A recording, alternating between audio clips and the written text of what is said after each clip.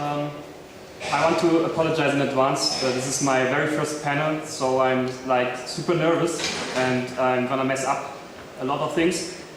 I hope you can forgive me. Before I start with the actual content of the panel, I would like to give you a short introduction of myself.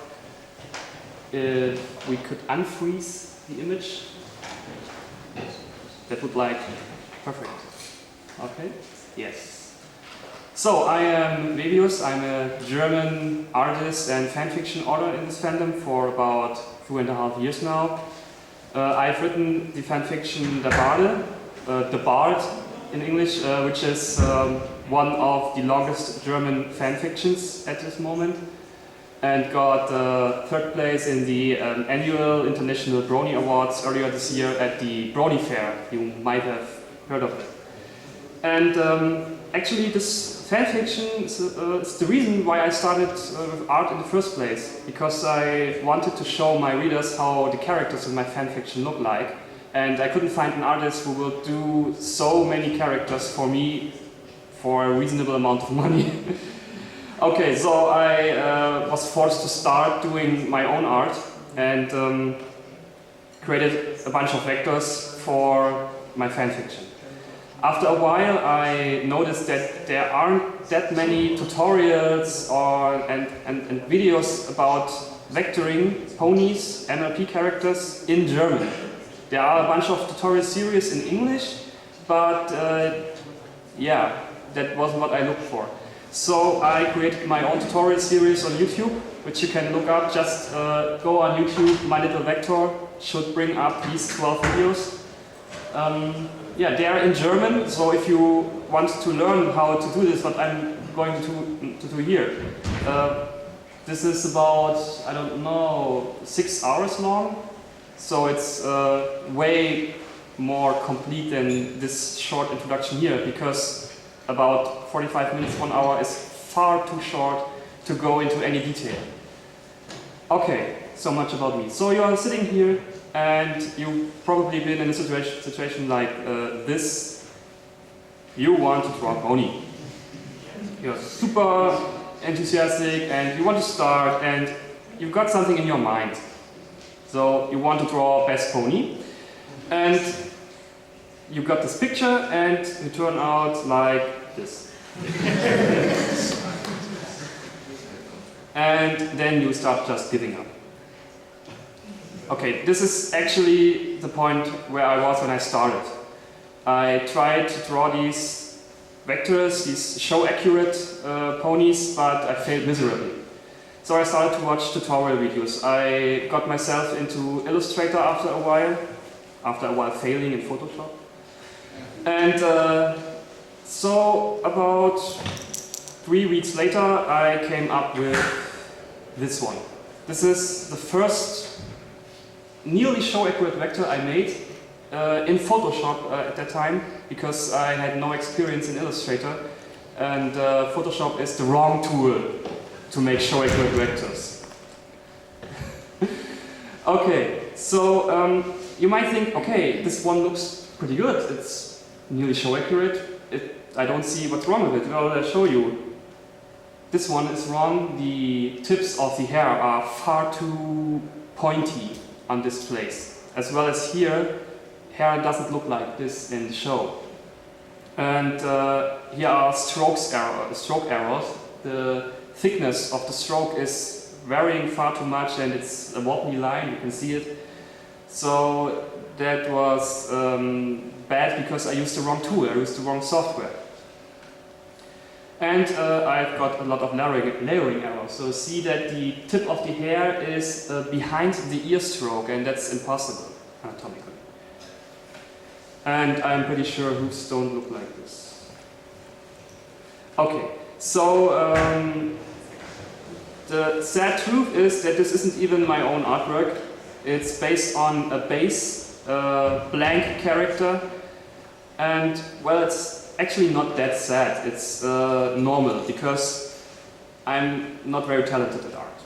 I started at what I showed you before, and I didn't have any clue about the anatomy of ponies. So I was forced to use bases. And this is what I recommend you to do if you start drawing vectors. You can't use bases just to get into the anatomy, into proportions.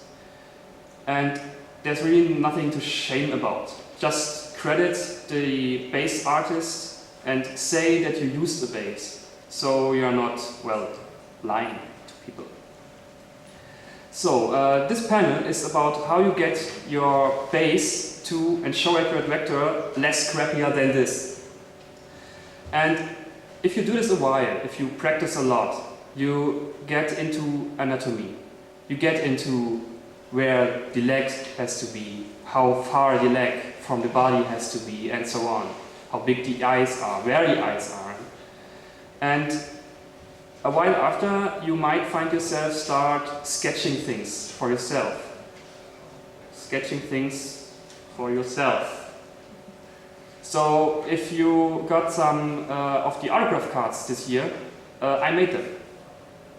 This is the sketch of Tabitha St. Germain's autograph card, and this is what it looks like. This is from the first character I've shown you before. This is 2.5 years later of work, of practice, of learning how to do things, of sketching, practicing.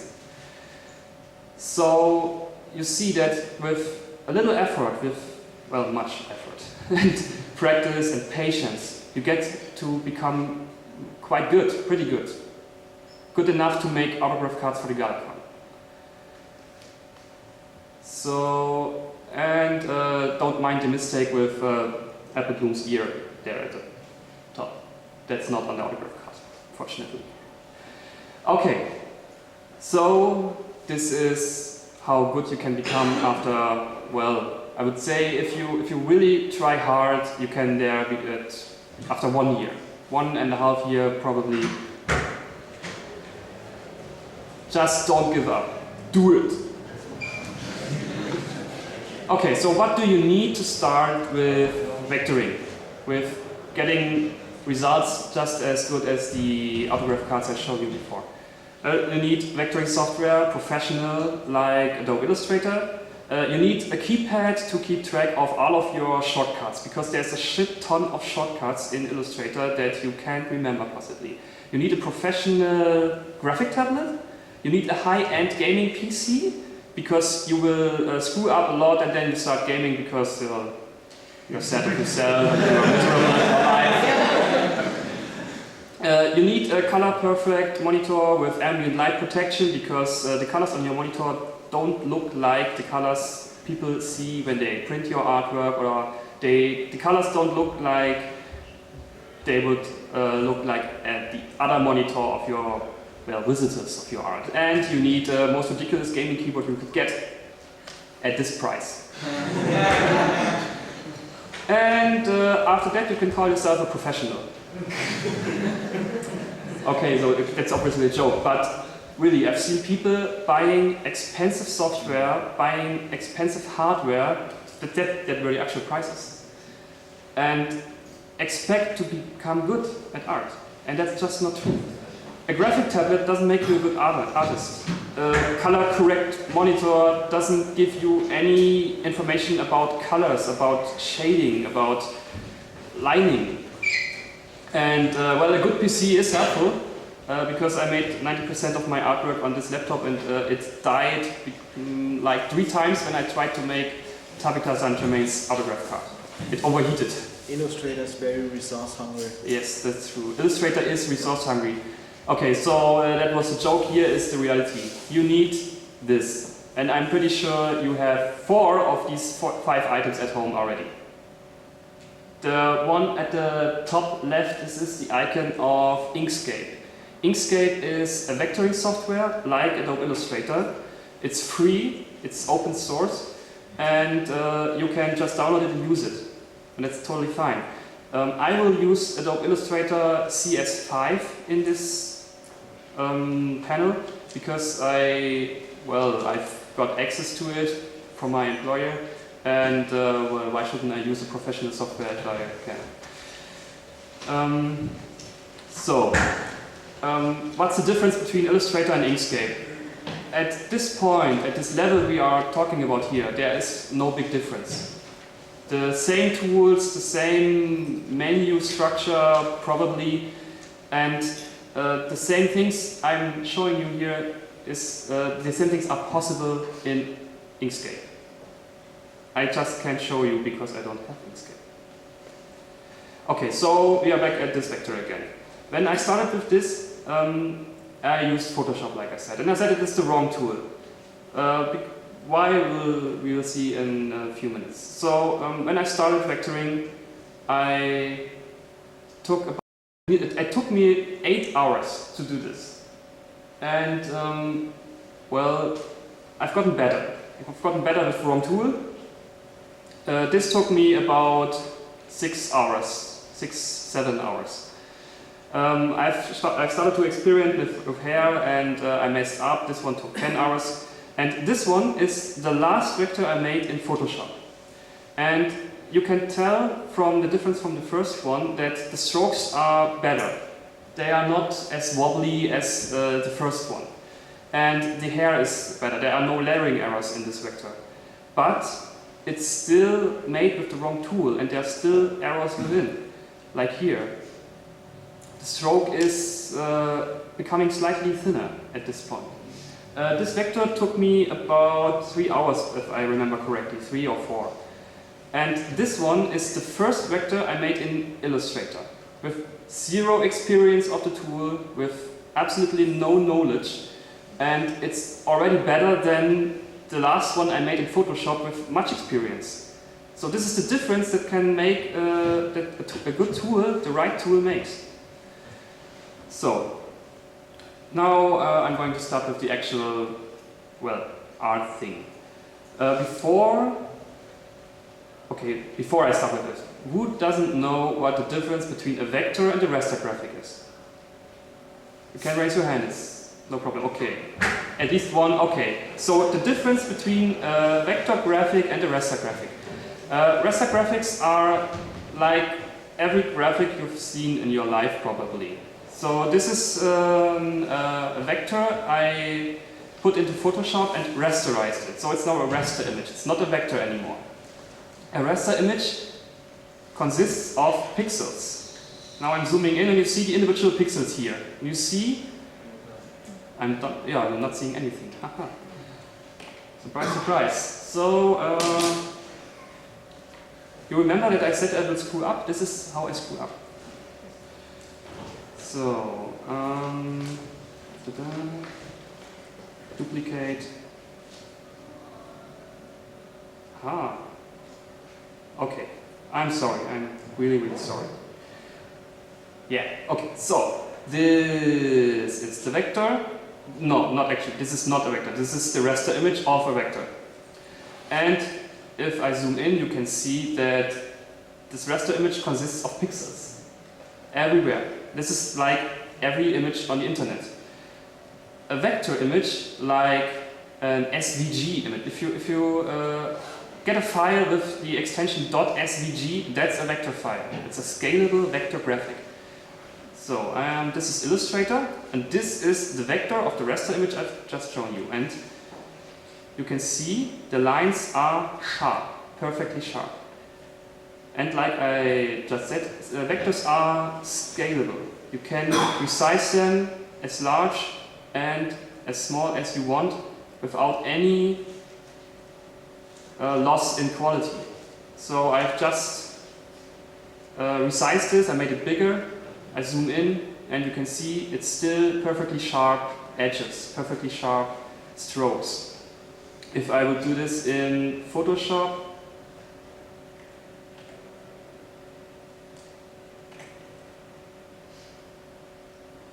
it would become even more unsharp. This is why I got a new PC.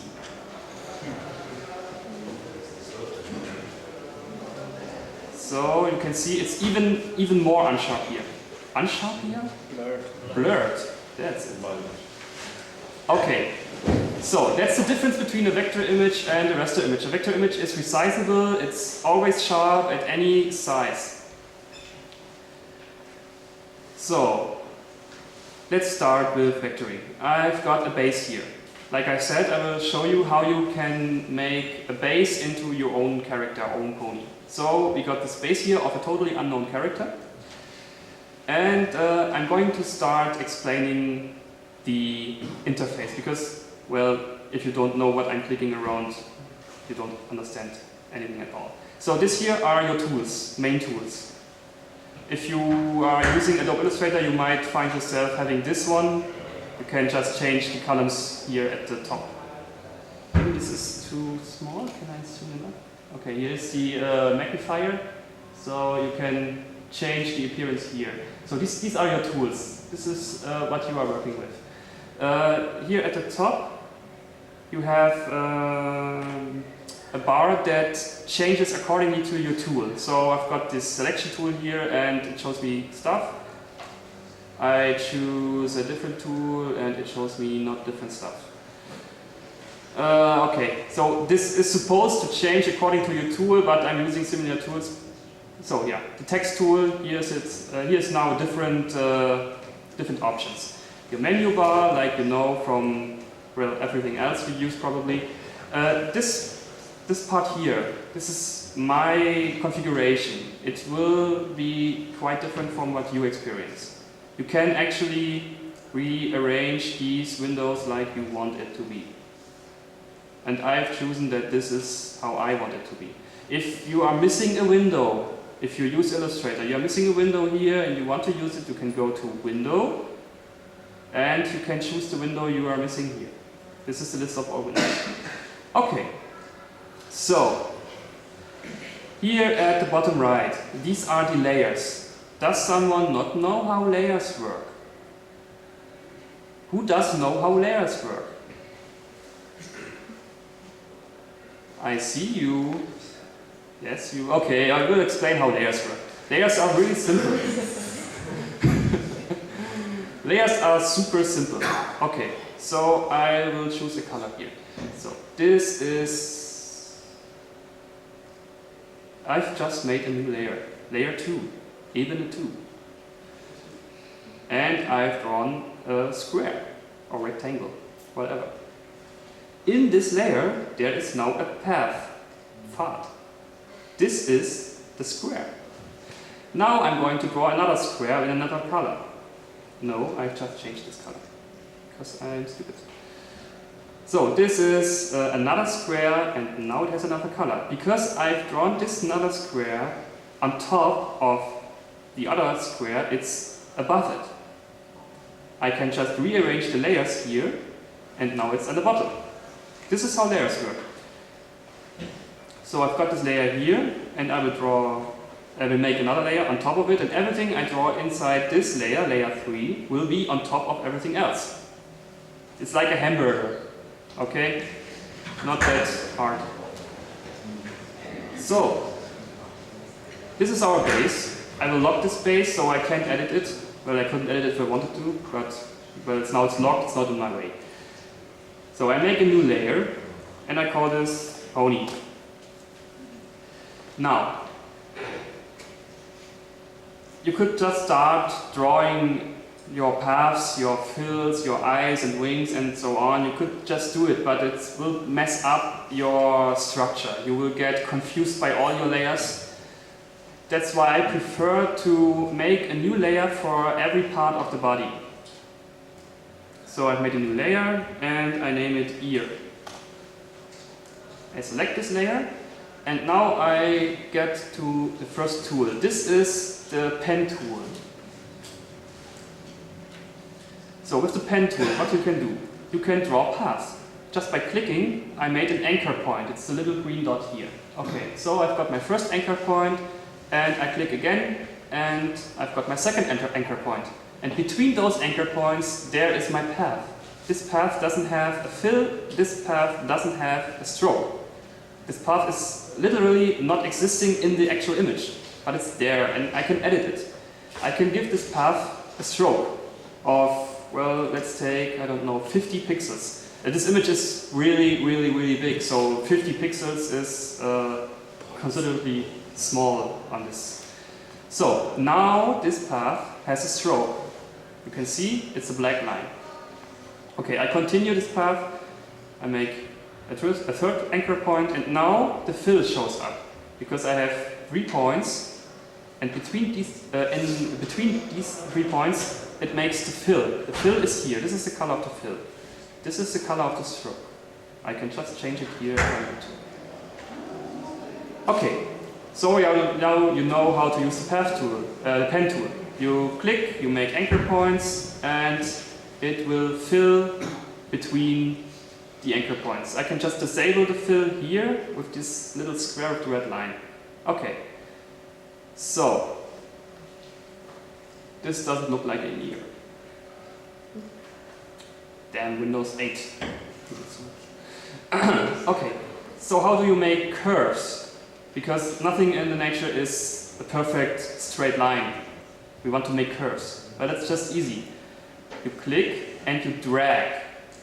You see? This is the path, and I totally messed up because it's wrong. I told you before.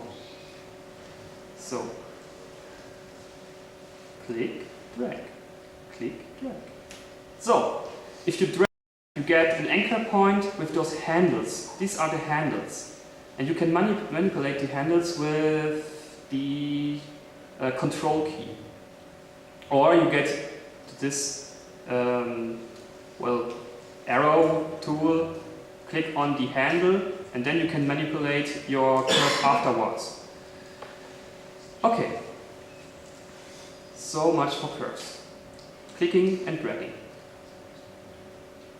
Okay, one more thing. You can actually do a curve after you made your path by just going into the anchor point. I'm going to zoom in here. I press the Alt key now. So this changes. This is still the pen tool.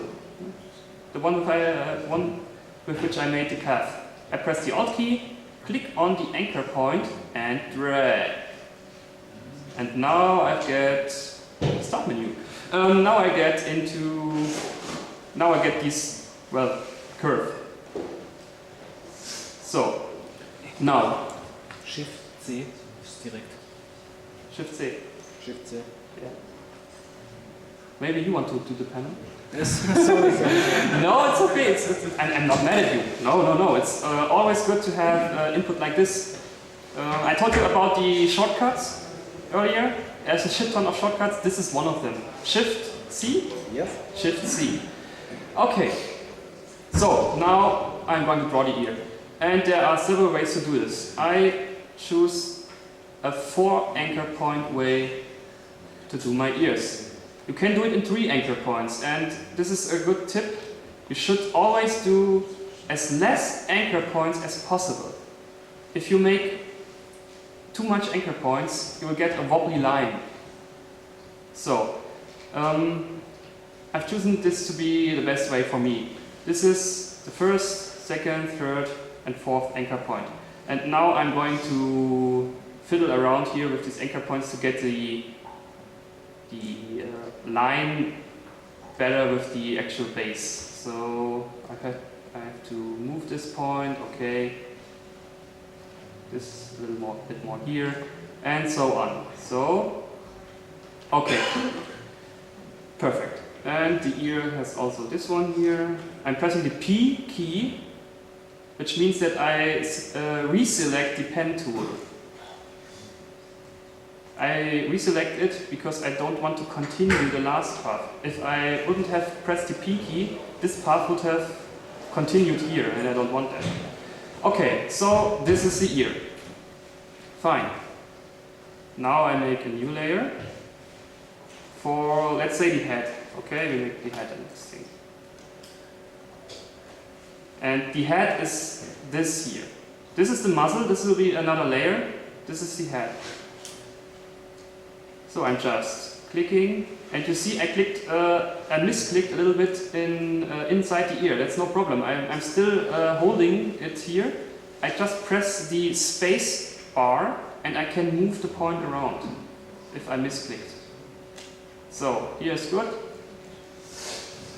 Here's the end point. I drag it.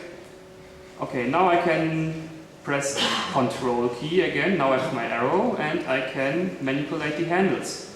You can also manipulate the curve by clicking on the curve and move it to the place you want it. So that's the head. Perfect. Actually, I'm going to make this a little bit more transparent so we can see the base at the bottom. There's a question, yes? Can you, I don't know, like add points in your vector? Like when you click, you add always a point to the vector. Yes. Then when you think like, okay, I have to, I don't know, like add a yes, in point between. Inside the vector, between. Yes. Can you add Yes, this is really simple. I've selected the pen tool here, and this is the head layer, this is the path. You can see the blue line here. Oh, it's way too bad. Moment. I make it brighter. Give me a color that's bright. Yes. Okay, so here's the path. I selected the path here. And now I go in onto the path, and there's a little plus sign at the pen tool now. And then I can add an anchor point here. I can add as much as I want, but I told you before, do as less anchor points as possible. So I will just leave them there. Okay. Can you remove that? Well, yes, I could just go on here, step back. I can also select the anchor point, this anchor point remove tool. How did I do that?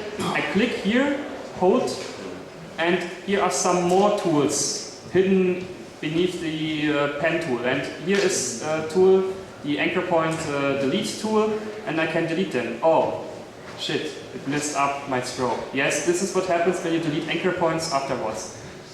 So you should be sure about what you are doing, because now I have to rearrange these again, and it can mess up a lot if you delete anchor points.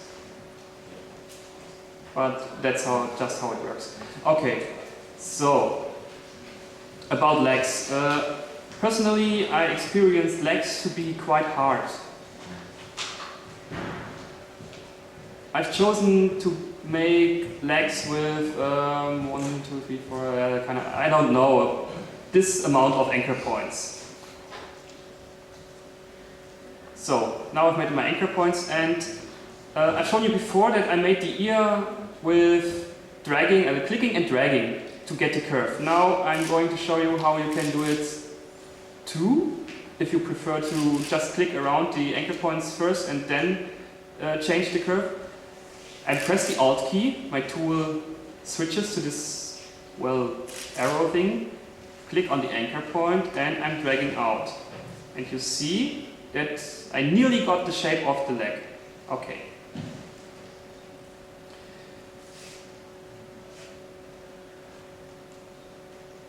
Now I click on every anchor point and drag the curve like I want it to be. Okay, now here we have a problem.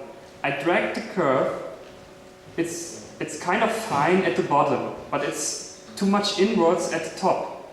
How do I get the curve correctly? If I go up to get the curve above, fit with the base, I get this thing at the bottom. It's bad. So what do?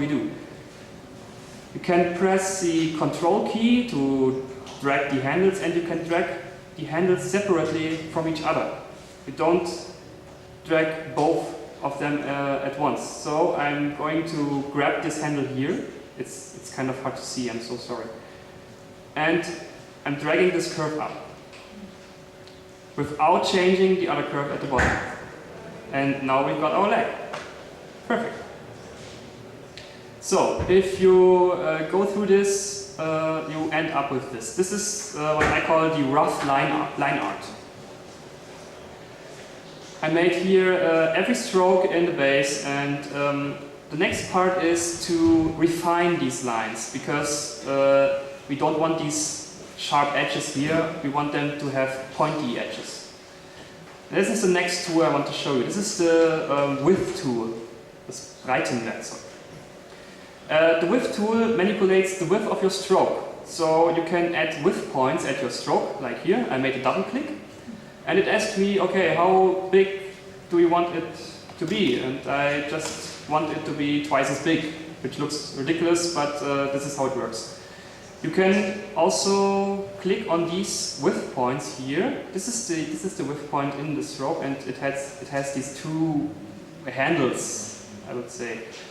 So I'm pressing the Alt key and click on it and drag it inside.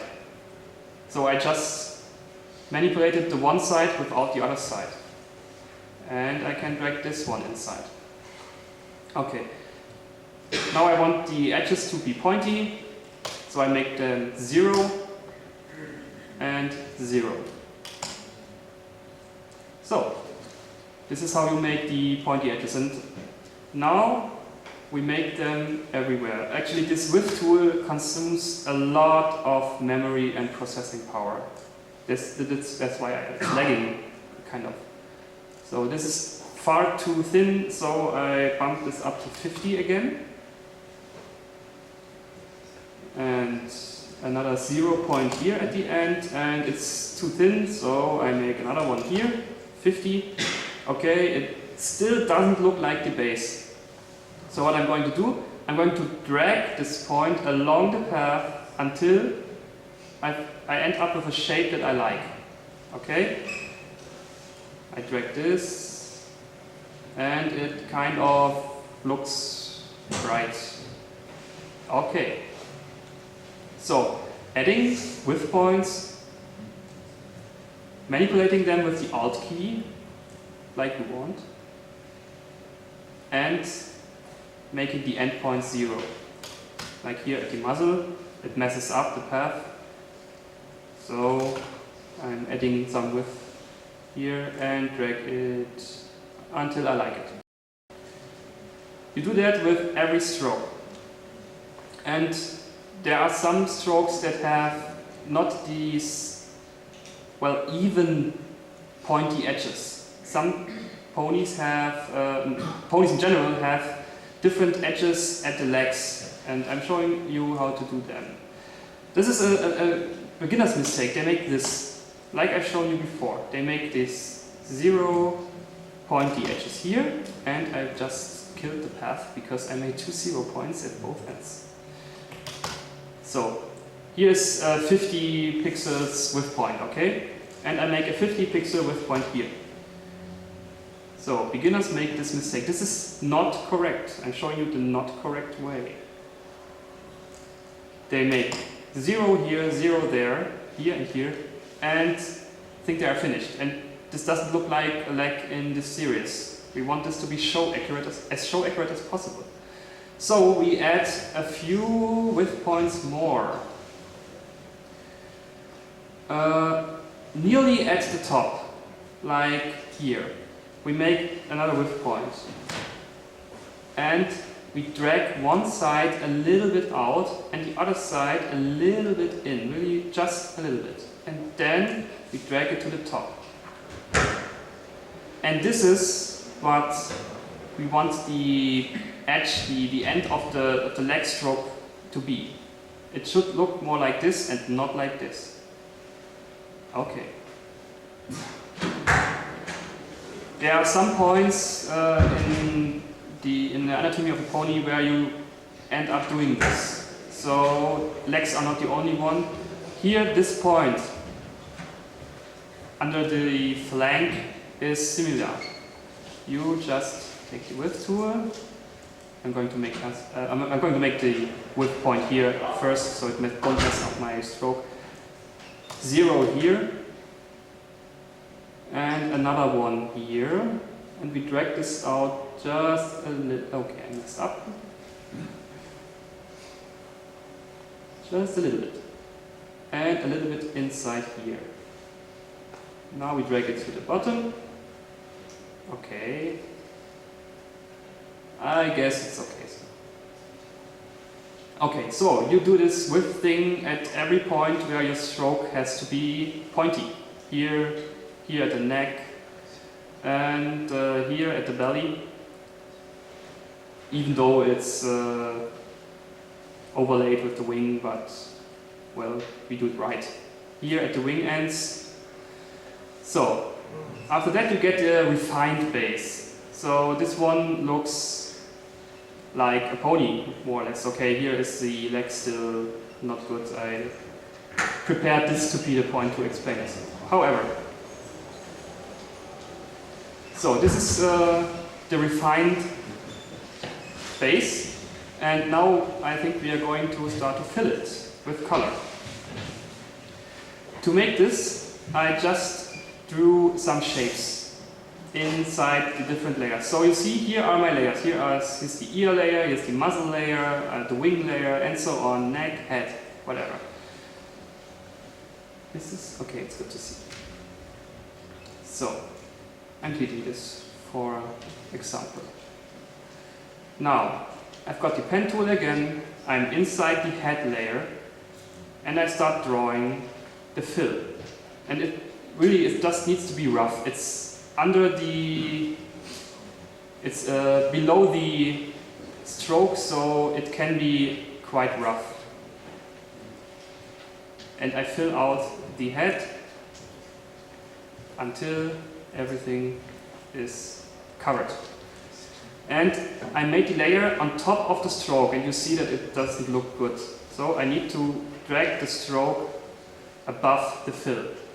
Now the fill is good. Actually, it overlaps the neck here. This is about layering order. If your layering order is messed up, you end up with this. Here, my fill overlaps the neck stroke.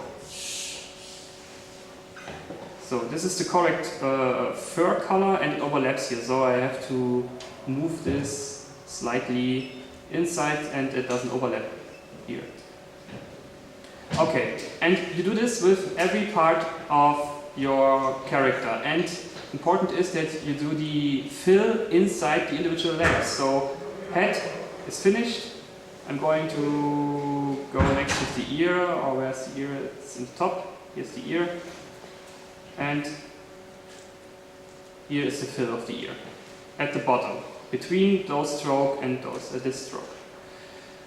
Okay, so you filled up your character, and we are nearly finished. Next is eyes. And I love to draw eyes. I hated it at the beginning, but eyes in My Little Pony are so beautiful and so there's so a rich variety that I always like this part to draw. These are actually all eyes from the show. I didn't make them up. So, eyes are a bit complicated at the beginning. So, how do we make eyes? Oh, there's the mane. Okay, yeah, I made the mane just like I made the rest of the body, but the mane is individual to your character. You draw the lines, you fill the lines, and you make the edges like you want them to be. It's no different than the body, okay? Mane is exactly like body. Okay, so we want to do eyes. Where is the base? I make this transparent so we can see the base. And I'm going to disable the mane because it's awkwardly in the way. Yeah, Epic beard. why is this just beard? Flutterbeard. No, this is actually not Fluttershy. Yeah, so eyes. Eyes consists of 3 parts. The first part is the eyelid here, the eyelashes at the bottom, beneath the eye, and the actual eye itself with the iris, pupil, and the sclera and whatnot. So, we start with the top. We make the eyelids. This is really simple. You start with the pen tool again, start at the edge, click and drag, and you just trace the path of the eyelid.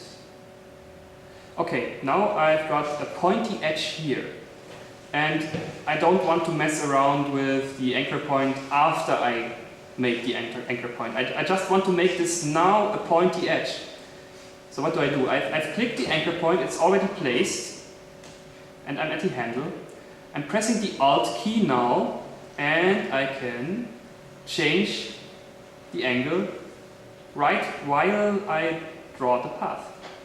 Now I'm going all this way around here, and I can't see anything, so I'm guessing I have to place this here somehow, and here. So, okay, this one is messed up. Place it at the bottom. Yeah, you have to fiddle around a lot. This is totally normal. Fiddle around a lot. So this is the most easiest part when drawing eyes. Eyelids. Actually, stallions don't have eyelids. Some of them, yes. Some exclusive ones, but the normal stallion doesn't have eyelids. Did you ever notice that? So, okay, this is a messed up version of an eyelid. And because it's easy, I'm going to draw the eyelashes next. So I make a new layer, select it, and make the eyelashes here. It's really easy, just 3 points, clicking, hold the Alt key, I change the well, point here, I don't know the word yet now, and make it black, because we want black. Pressing the P key, so I get a new path, and click at the wrong point, here. So much. Another P key, new path, the last eyelash. So, and no, this looks not good. Now the most interesting and most confusing part, and the thing that made me cry a lot. The eye. The eye itself is nothing more than ellipses. A lot of ellipses. So I make a new layer between the eyelashes at the top. Where are they? Where did I make them? Here. They are here at the top. I'm going below them and make a new layer for the eye. I know this looks messed up, so I'm going to close it. So here. Here's my layer with the eyelashes, and here's the new eye layer. So now we start. I'm going to choose to select the ellipse tool, and I draw an ellipse, and it doesn't care. It is yeah, it is not important to get it right. You can just use the transform tool. This is the transform tool, and with the transform tool you can transform your shapes. You can make them. Squeeze them, you can resize them with proportions. Okay, so here's this is supposed to be the sclera, the white of the eye. And I'm going to shape it how I want it. So it needs to go a little bit up there and a little bit tilted. Okay, so let's say this is okay. And it doesn't matter that it's overlapping here, that is a thing we will address later. So we've got our eye, and I'm going to make it transparent so we can see the iris and the pupil. Transparency. So, okay. Now, with eyes, there comes a new thing that some people don't understand at the first time, and that is clipping mask. What is a clipping mask? A clipping mask is a path that restrains somehow your path. It's easier if I just show it to you how it works. So I've got this circle, this ellipse here. I copy it. Now I've got 2 of them on top of each other, and I press this little button here at the bottom. Schnittmaske erstellen, clipping mask, create clipping mask in English. Now I've got a clipping mask, this is it. And what did it do? I'm going to draw another shape. This will become the iris. And I'm going to fill it with red. So, you can see that the iris path, the ellipse, is here, but it's not shown here. The color is only here. This is because of the clipping mask. The clipping mask makes it that the iris is only within it. I can move it around to show you. You see? It doesn't leave the clipping mask. So I'm going to transform it to get a better shape. And this is what will become the iris. Now, I'm inside the layer of the eye, and I make a new layer inside it. I'm going to drag the iris inside this layer and copy it. Why do I do that? Because we need another clipping mask inside the clipping mask. So I just made the iris a new clipping mask here. Now I'm going to draw the pupil, which is simply black, and the eye reflections, just ellipses. This is yellow, white. Make it a little bit smaller. If I press the Shift key, it keeps the proportions. So far, so good. So, and now you will see the reason why I made another clipping mask. We have these eye reflections here. You see them here? We don't want them to leave the iris. This is why I made a clipping mask. So I can now draw them simply 3 clicks, well 4 clicks, 3 edges, 3 points. This is the first one. I will make it this color, and the second one is here. Okay, and you get this color, and you go below the first one. And those both go below the pupil. And now, if I make the eye 100% opacity again, we kind of have an eye. Okay, this one needs to be, it doesn't look finished yet, I know that.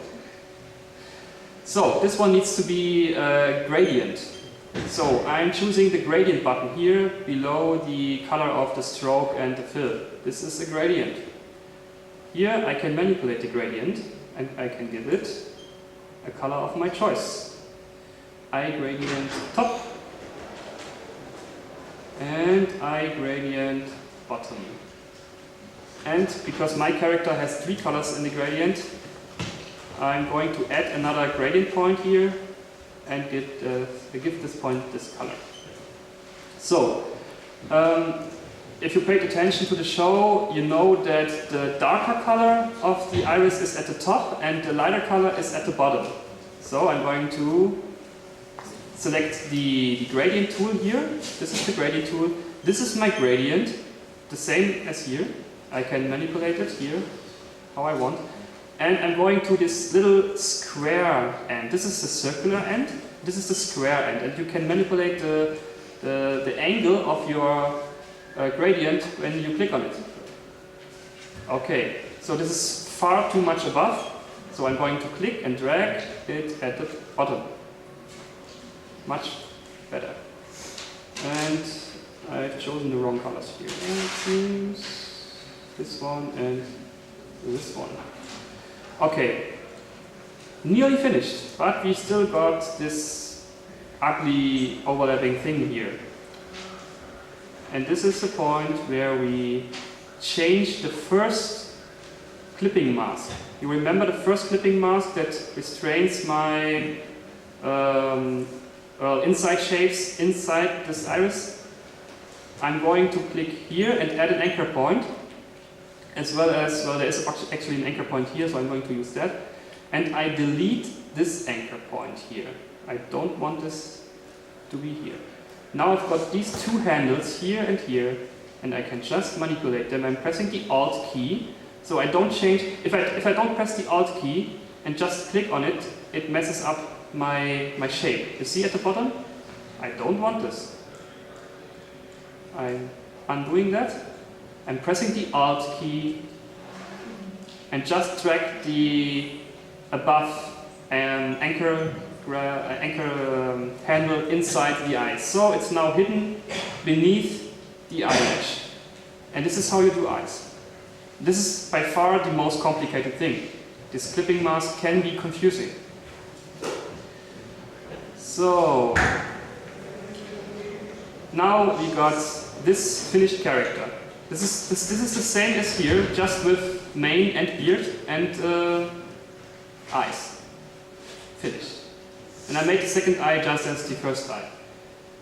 Just beneath the muzzle, so the muzzle is on top of the eye, and a little bit on top of the stroke here. That's okay, that's also in the show. It's not good to place the eye beneath the stroke, it just looks awkward. When the stroke is inside the eye, it just messes the eye up. Okay, now the next thing, we are nearly finished, the cutie mark. So you probably got a cutie mark of your own, or you are just using a cutie mark that's already been done by someone else. So I'm going to remove the wing so we see the butt. And I'm going to make a quick cutie mark. Let's make a star. Okay, this is some kind of star talent. And I'm just going to draw it on top, and I'm done. This is not it. This is not how a cutie mark looks in the show. The flank has volume. The flank has a curve, and you want to apply that curve to your cutie mark. So you go to, you've drawn a cutie mark, you select every part of it. This is actually just the only part now, but you get the idea. You go to Object, and I'm terribly sorry, I don't know how this is named in English. Verzerrungshülle? Distortion support, something. Irgendwas mit Hull. Hull? Irgendwas mit Hull. But it's placed at the exact same location as this one. So just count from the top now. I'm giving you 5 seconds to count. No, okay. You will find it. There are tutorials for that in English. And there's my tutorial in German. Okay, so we make Verkrümmung. I think it's called warping, isn't it? Yes. Probably. I really don't know, but it's probably called like that. There's a website where the complete masks and tools are translated from German to English. Yeah, just Google that website. Okay, so we want to give this a shape. I'm going to activate the preview. This is preview, and this is not how we want to shape it. This is far too much in the wrong direction. So I'm going to choose vertically, and this is still the wrong direction. Okay, so I'm going to play around here a little bit too much, I guess.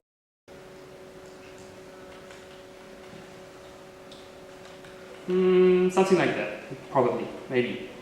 Okay, so this is how you get your cutie mark in a more curved shape that looks realistic, because, well, they have butts, and butts have flesh on them and are curvy and not flat. You don't want flat butts. So that's how it goes. This is how you create your character in Adobe Illustrator. And there's one more thing I recommend you to do. You don't need to do it. And this is to change the paths into a closed path. So this is, let's go back one step. So this is a path. You know, I've given this a stroke, and it's 50 pixels wide. And I can manipulate it. I can change the curve. But if I resize the vector, okay, whatever. If I resize the vector now with these paths, and the paths have, let's go to somewhere where I can actually do it. Okay, this one is fine. Okay, so we got these paths here, and they have defined stroke of 60 pixels. I would say 60 points. Excuse me. 60 points. And if I'm going to resize it, it will keep these 60 pixels and it will make it look awkward. Please work, please work. You see how thick they are now? You can disable it. Yeah, you can disable it. I totally knew that. Of course. Okay. So if you resize your vector and you have defined the stroke thickness, you, well, end up with this one. It will become very thick if you make it smaller, and they will become really thin if you make it taller. I've just learned you can disable this, so I'm going to show you how to avoid this. This is the cutie mark I intended to use, but it's far too complicated, so I skipped that. Okay, so if you want to make a path to a filled path, you go to Object, Path, you select everything, then you go to Object, Path, and choose contour linear. I believe it's called outline stroke in English, and you click on it, and it makes an error. This is not intended. Okay, but I can show you what it does. It makes everything. This is actually a bad example. This one, no, man.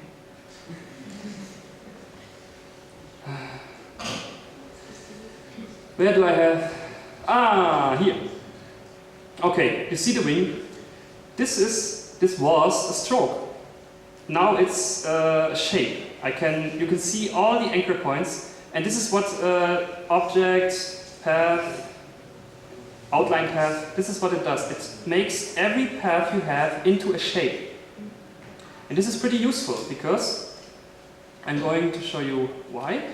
You have these points here in the wings. They are kind of hard to draw. If you do this at the first time, this is messed up now.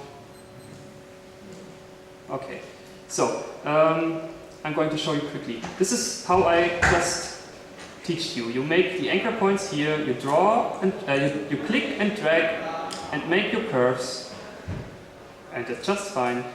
But sometimes you have problems getting the right angle here, because if you make them too close, they get really long, and that's weird, and we don't want that.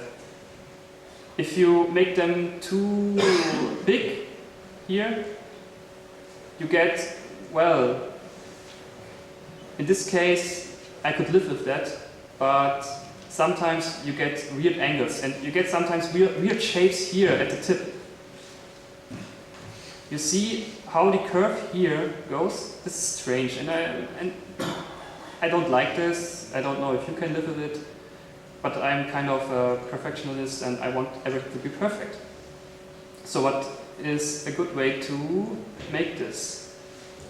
I'm going to draw every curve on its own, and I'm going wide outside of the original shape. I make a new curve here and here, and I make this curve like I want it. And they are overlapping here. They cross each other. This is intended. You want them to cross each other. So the last curve here. Okay. So now how do we get these nice edges I made at the other image? We go to select those three paths. Object, path, outline stroke, and now we have the outline stroke here. Now we're going to slice it up. This is the Pathfinder window. I slice these shapes. Nothing happened? No, actually they are now separated from each other. And now I have a nice edge here like I wanted it. I can delete them here.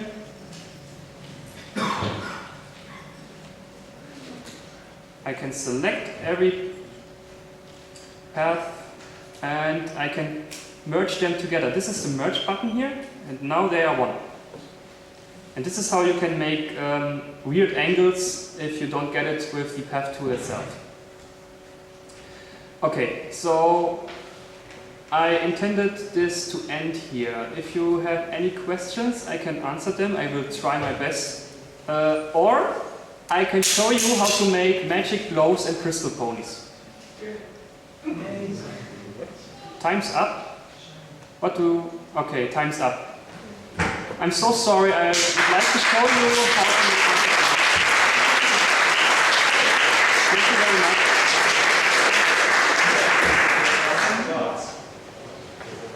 Yes, I hope you liked it.